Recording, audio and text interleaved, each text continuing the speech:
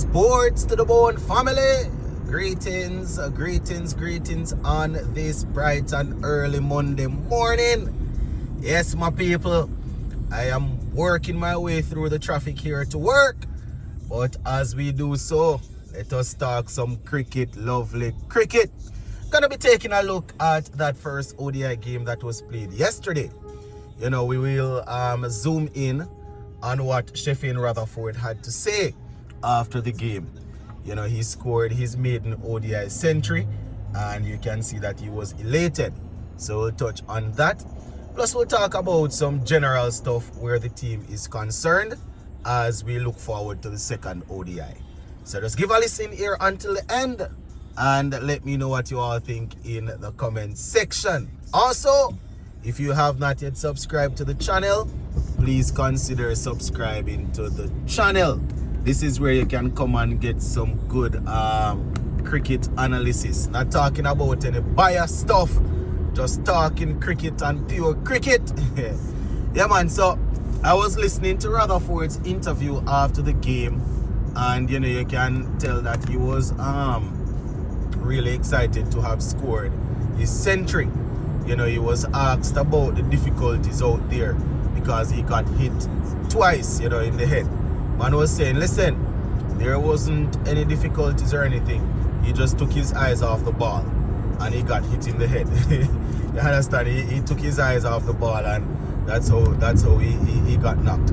But according to him, my viewers and subscribers, that just helped him to focus a bit more and helped him to, press on, gave him some more courage to go there. Man was saying, listen, the team needed him, and that was nothing to take a couple of hits for the team. So that wasn't really anything much.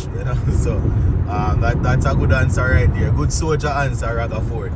You understand? I tell you, some of you guys would fit test cricket because the mentality is there a certain way, but we don't know how the shorter format of the game already driving some players away. Anyways, he was also talking about while he was out there, he started off a bit slowly, but he was always backing himself to make up because he was there with the captain Shai Hope, and Hope was reminding him that, listen, you can make up in the end. You have the power, you have the ability to make up in the back end. So just get settled, get yourself organized, and look to go big.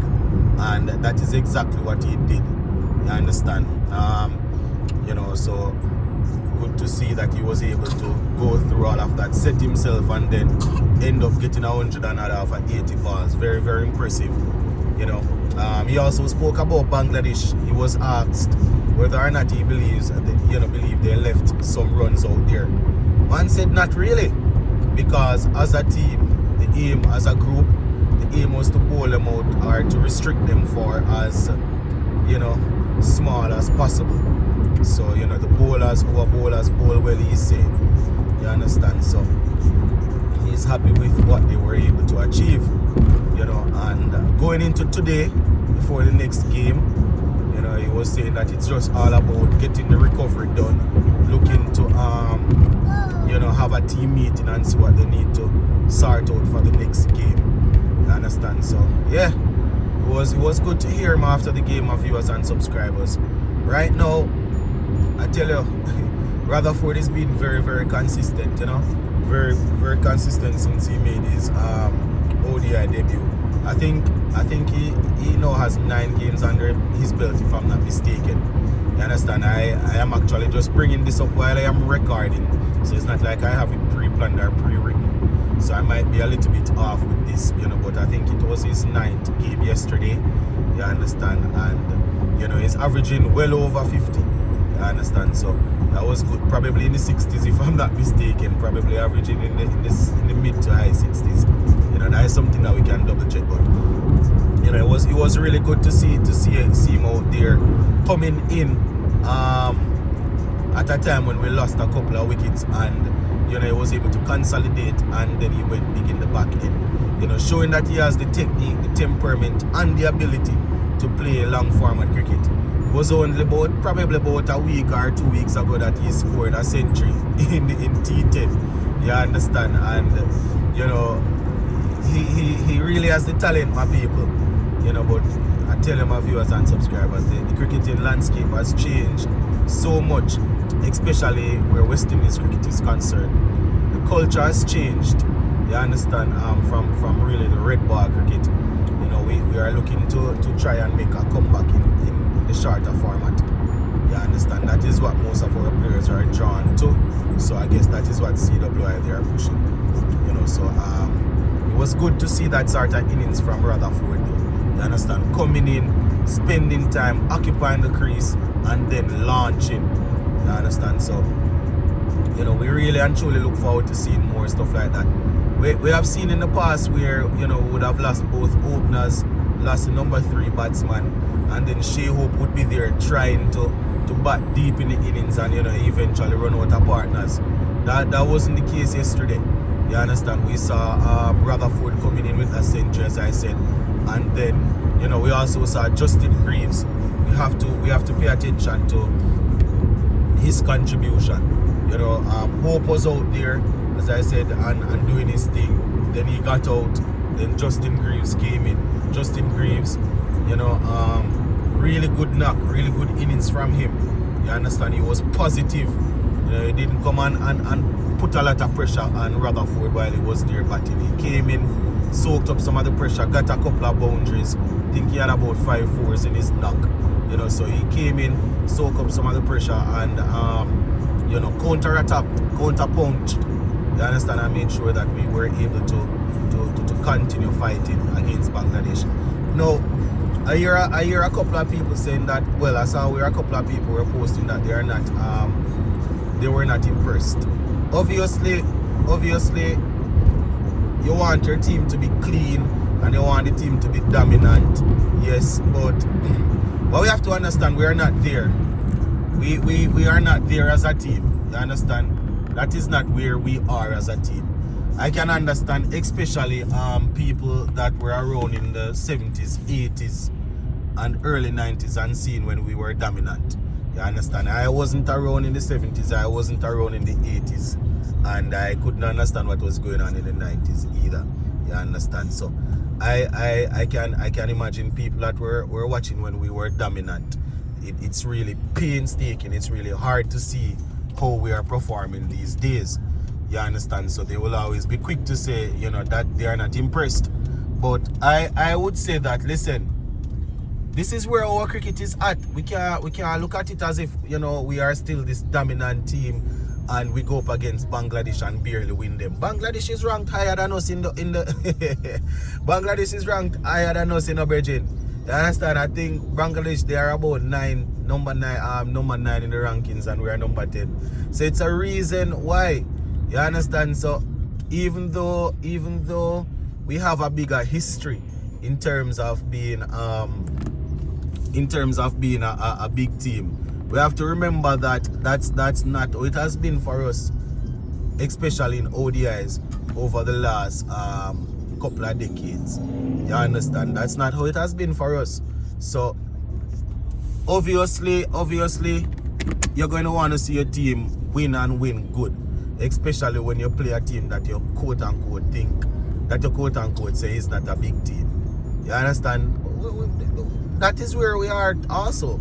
You understand? That is where we are. You know, that's the reality of the thing. We are right there with them. You understand? 9 and 10. So even when we win the series against England probably a couple weeks ago, you understand, 2-1, the ODI series there. A lot of us were still saying that we're not impressed because this and that and people barely clinch and barely did. But consistency would show that in ODIs that is how we perform. You understand? So I can see Sammy and his team along with Shai Hope trying to build something, trying to change the culture. But it's not gonna happen overnight. You understand? It's not gonna happen overnight, and we have to bear in mind that, you know, just as how we are trying to improve and trying to dominate, you know, the other teams, they are gonna try to do the same thing. You understand? So it's not like I am accepting mediocre or anything like that. I understand us when we were, I understand us coming from a place where we were dominant. I can understand that. As much as though I wasn't around to see 70s and 80s cricket or 90s, understand what was going on in the 90s as much. You understand? I still can understand that, it's a process. It's a process. And we know that every time something happens, they say, listen, it's a new team, it's a young team, we are turning the corner. We know that that's hard to listen. But let's just remember that this is where our cricket is. You understand? And the only way we'll be able to become that dominant force is if we continue to grow, continue to improve, and then we become you see how we are consistent at being inconsistent. That is what we have to be. We have to try and be consistently good until we can really and truly start to put back our foot down and say yes, we are at that level again. So I'm not saying that we need to necessarily accept everything that's happening, but we have to at least remember that West Indies going out there and beating Bangladesh.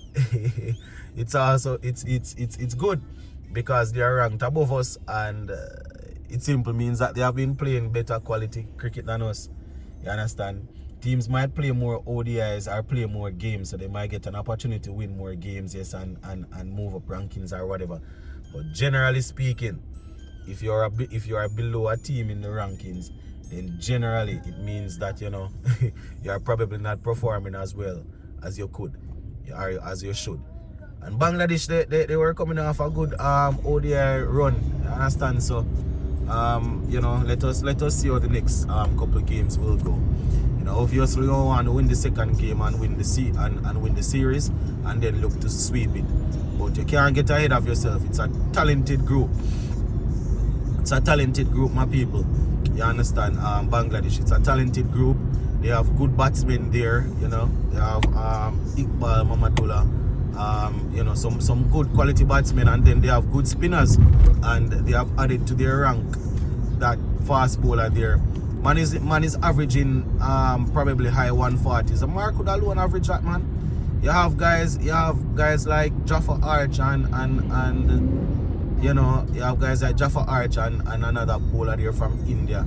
You understand that boomer? There's another pacer there that they and you have guys like a lot of pace bowlers that they will give you a high 140s, 150s, but it's not a lot of them averaging high 140s. They will give when you have a bowler this average ball is 146, 147.